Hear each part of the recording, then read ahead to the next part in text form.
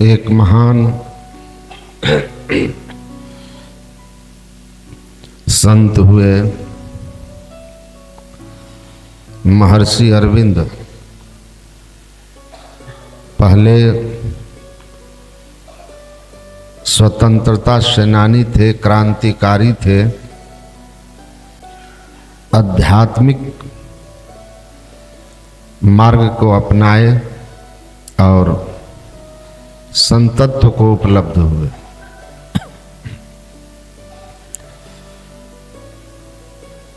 वो कहा करते थे, अंग्रेजों से मुक्ति तो मिली, लेकिन यमराज की यातना से अभी मुक्ति नहीं मिली है और मनुष्य जीवन की सार्थकता यम यातना से मुक्ति में ही है।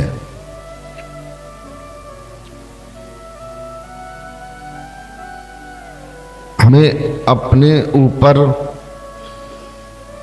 यमराज के शासन को खत्म करना है। इसके लिए साधना करनी होगी, कर्मों के बंधन से मुक्त होना होगा। उनसे एक भक्त ने पूछा, अ इवनिंग टॉक विथ महर्षि अरविंदो।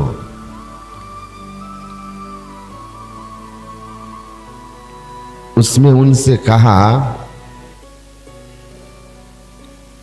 कि ईश्वर जो है आपके विचार से omni present, ओमनीसाइंट, all loving, kind and omnipotent है। मतलब ईश्वर,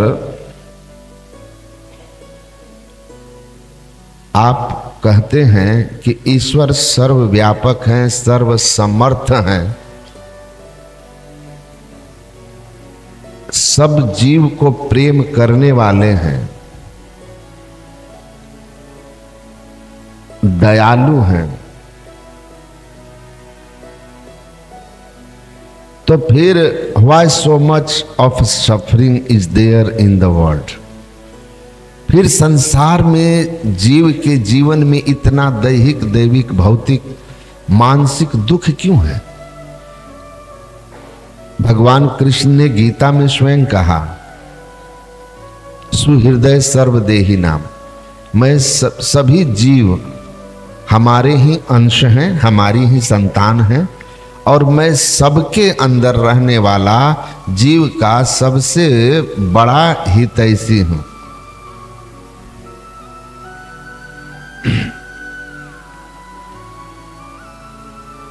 तो जब भगवान सबके पिता हैं, सबके परम हितैषी हैं, दयालु हैं, प्रेम करने वाले हैं और सर्वसमर्थ हैं, तो जीव इतना दुख में क्यों है? तो महर्षि अरविंद ने कहा, निसंदेह गॉड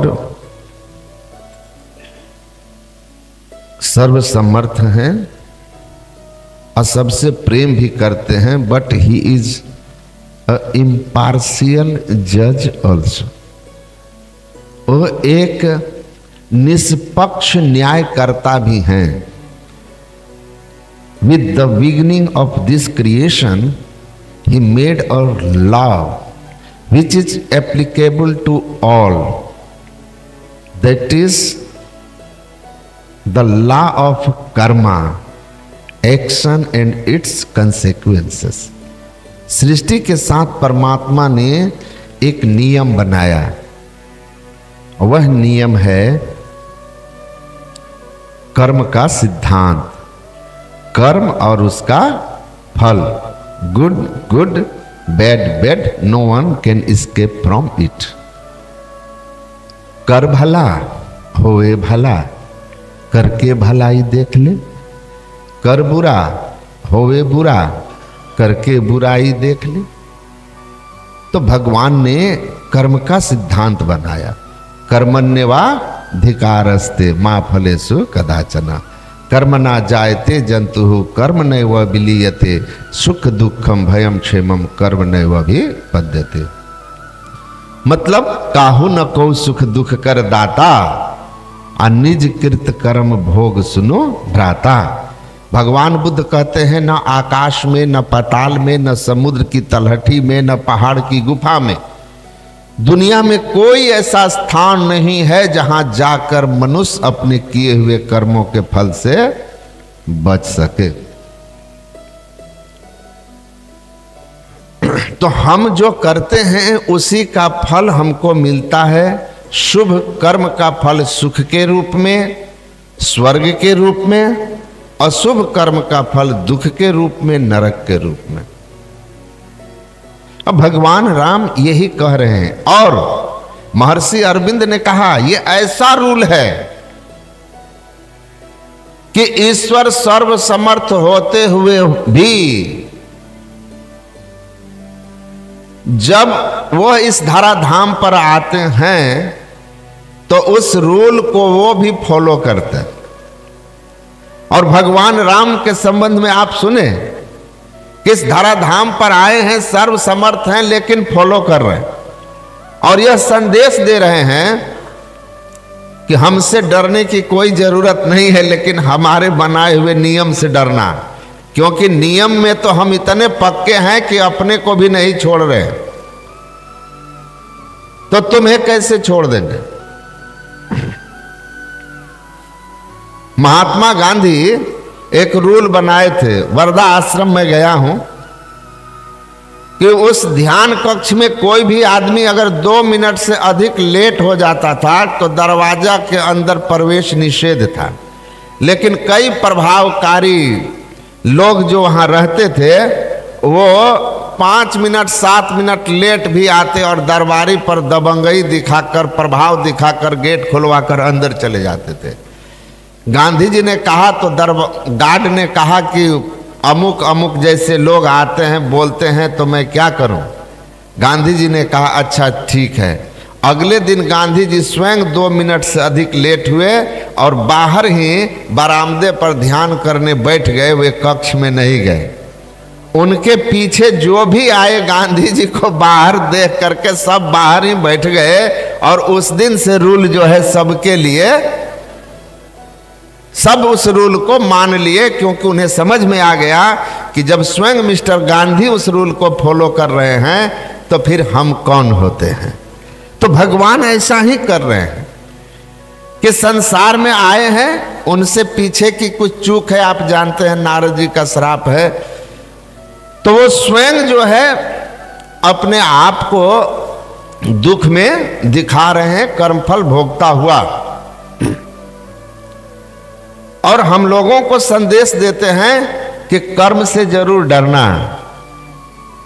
भगवान बुद्ध भी कहते हैं कि कर्म से डरो, सावधान रहो, बदले में नरक में लोहे का गोला न निगलना पड़े और रोना पड़े कि हाँ यह दुख है, क्योंकि कर्म से बच नहीं सकते हो।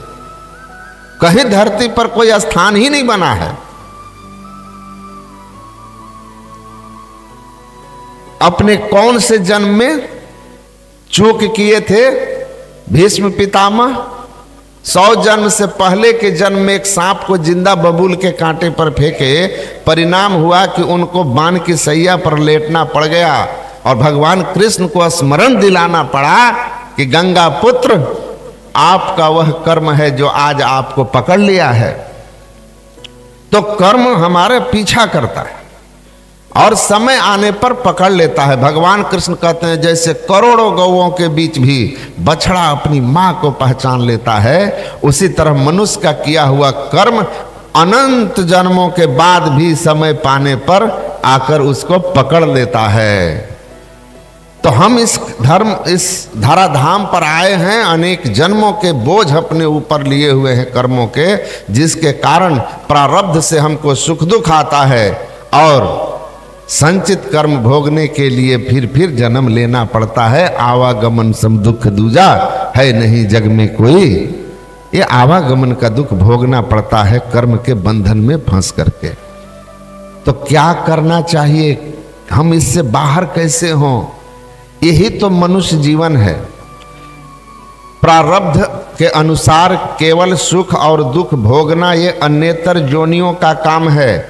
मनुष्य जीवन का लक्ष्य केवल पूर्वकृत कर्मों का फल नहीं भोगना, बल्कि उन कर्मों के फल से ऊपर उठना है, अकर्म बंधन से मुक्त होना है।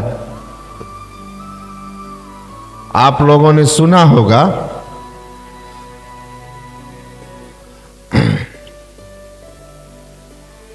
श्री सद्गुरु महाराज की जय। चौपट का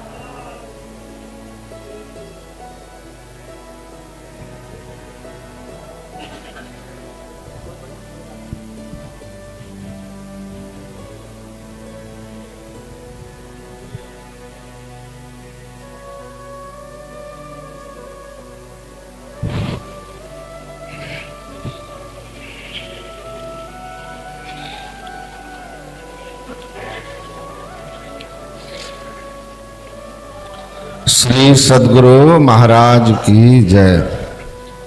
अच्छा, आप लोग बैठ जाइए।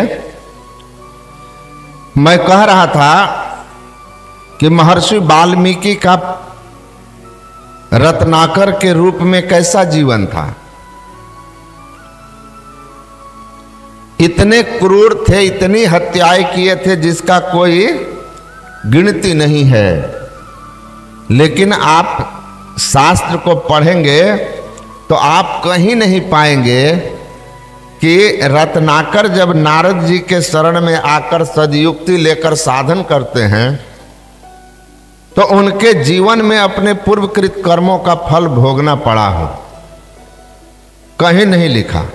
हाँ, ये लिखा है, जान आदि कमी नाम प्रतापु भयउ शुद्ध करी उल्टा जापू, उल्टा नाम जपत जग जाना वाल्मीकि भय ब्रह्म समाना। ब्रह्म समाना मतलब सच्चिदानंद रूप आया, सच्चित आनंद स्वरूप हो गए, शुद्ध हो गए। शुद्ध मतलब कर्मों के बंधन से मुक्त हो गए, विकारों से मुक्त हो गए। रजोगुण, तमोगुण, सतोगुण जो हमारे जीवन में जन्म मरण का कारण बनता है, कारणम गुण संगस्यो सद असद योनि जन्मसु, त्रय गुण के संग जब जीव होता है तो कर्म बनता है और कर्म के बंधन में फंसकर जन्म और मरण होता है। इनसे वो मुक्त हो गए, शुद्ध हो गए, आत्म स्वरूप को प्राप्त कर लिए। कर्म की हो ही स्वरूप ही चिन्ह, स्वरूप ज्ञान हो गया। आप कल सुन रहे थे प्रवचन में पूज्य स्वामी भगीरथ जी महाराज से कि भगवान बुद्ध को जब ज्ञान हुआ, आत्मज्ञान हुआ, स्वरूप ज्ञान हुआ, तो उन्होंने कहा गृह कारक दिठोसी, अब भवन बनाने वाले, शरीर रूपी घर का निर्माण करने वाले, मैंने तुमको देख लिया है, मेरी कर्म की सारी बेड़ियां टूट गई है, अब तुम पुनः मेरे लिए कोई घर नहीं बना सकते, शरीर नहीं बना सकते, क्योंकि ब्रह्म समाना हो गए, मोक्ष पा लिया, जन्म मरण से छूट गए। तो वो विधि जो है वो संत बताते हैं। भगवान बुद्ध यहां अवतरित हुए, इसी ज्ञान को प्रचारित किए। वो अलग बात है कि आज बौद्ध लोगों को भगवान बुद्ध का वह मार्ग नहीं मालूम जिस मार्ग पर चल के कर्म की बेड़ियां को तोड़ा गया, उनको ज्ञात नहीं है। मैं यह प्रसंग सुनाता हूं। सिंगापुर गया था तो मैं एक बीच के पास जाकर गार्डन में ध्यान करने बैठ गया। जब समय हुआ तो झाड़ी में तो कुछ बौद्धिस्ट है, वह देश सिंगापुर बौद्धिस्ट कंट्री है, तो कुछ लोग हमारी फोटो ले रहे थे मोबाइल से, और जब मैं आकर बैठा मेरी आंख खुली तो देखा बहुत सारे लोग फोटो वगैरह ले रहे थे, वीडियो ले रहे थे, आश्चर्यचकित होकर। मैं गार्डन में आकर जब बैठा वहाँ तो एक बेंच पर तो 2 लोग आकर मेरे पास बैठे और नमो नारायण नमो बुद्धाय करके,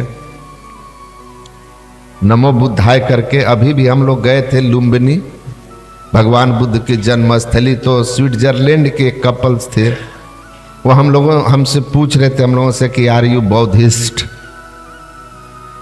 तो हमने उसको कहा कि जिस सेंस में आप पूछ रहे हो उस सेंस में तो हम बौद्धिस्ट नहीं हैं, हिंदू हैं, but we love Buddha, respect Buddha and we are following the path of Buddha which is same. तो हम बुद्ध को अनुकरण करते हैं, प्रेम करते हैं, मानते हैं, उनके मार्ग का अनुसरण करते हैं जो सनातन धर्म से ही है, वेद मार्ग ही है। तो वो लोग मेरे बगल में आकर बैठ गए और उन्होंने बड़ा स्नेह से पूछा कि, पहले तो पूछा कि आप कहाँ से आए हो। जब मैं बताया कि I am from India, Bihar, तो बिहार बौद्धिस्ट कंट्री में, बिहार 20-25 देशों में तो बिहार फेमस है बोध गया को लेकर के। तो बड़े आदर से उन्होंने मुझसे पूछा कि Swami, I have not seen anyone sitting in this posture except the statue of Buddha before you, what were you doing sitting in this posture. मैं आपसे पहले कभी किसी को इस तरह के पोस्चर में, इस तरह के आसन में बैठा हुआ भगवान बुद्ध की मूर्ति का अतिरिक्त किसी को नहीं देखा। कौन बोल रहे थे? बौद्धिस्ट कंट्री की बौद्ध जनता। आप इस तरह बैठकर क्या कर रहे थे?